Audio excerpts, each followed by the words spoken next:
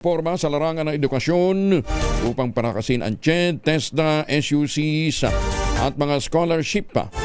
Abay, dapat daw pong iporsige ayon po kay Senator Loren Legarda. Detalye ng balita mula kay Raymond Dadpan sa RS28. Raymond, good morning.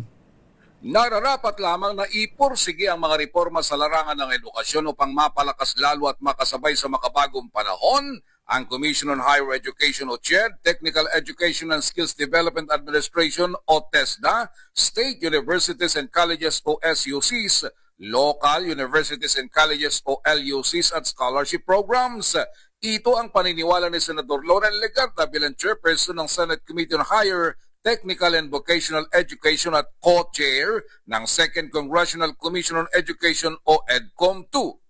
Kanyang pinangunahan ang pagdinig hinggil sa 6 na panukalang batas na naglalayong imodernisa ang pamamahala sa higher at technical education. Binigyang din ni Legarda na matagal nang dapat na isakatuparan ng mga reforma sapagkat ang mga charter ng CHED at TESDA ay ipinasa mahigit 3 dekada na ang nakalipas.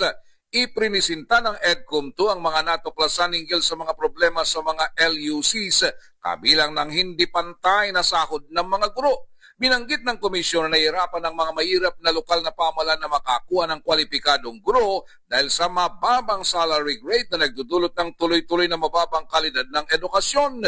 Kasama sa mga mungkahing reforma ang pagbibigay ng differentiated autonomy sa SUCs, batay sa performance, mandatory certification para sa mga miyembro ng governing board at pagtatatag ng Philippine Higher Education Leadership Academy upang palakasin ang succession planning.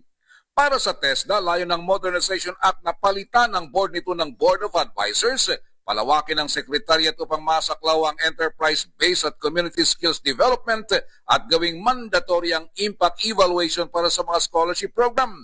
Samantalang layo ng Professional Standards and Quality Assurance System Act na pag-isahin na magkakapatong na mandato ng CHED, TESDA at Professional Regulation Commission upang tugunan ang mga lumang batas na pumipigil sa pag-update ng curriculum. Ito si RH28 Raymond Dadpan para sa DZRH, una sa Pilipinas, una sa Pilipino. Maraming salamat, Raymond.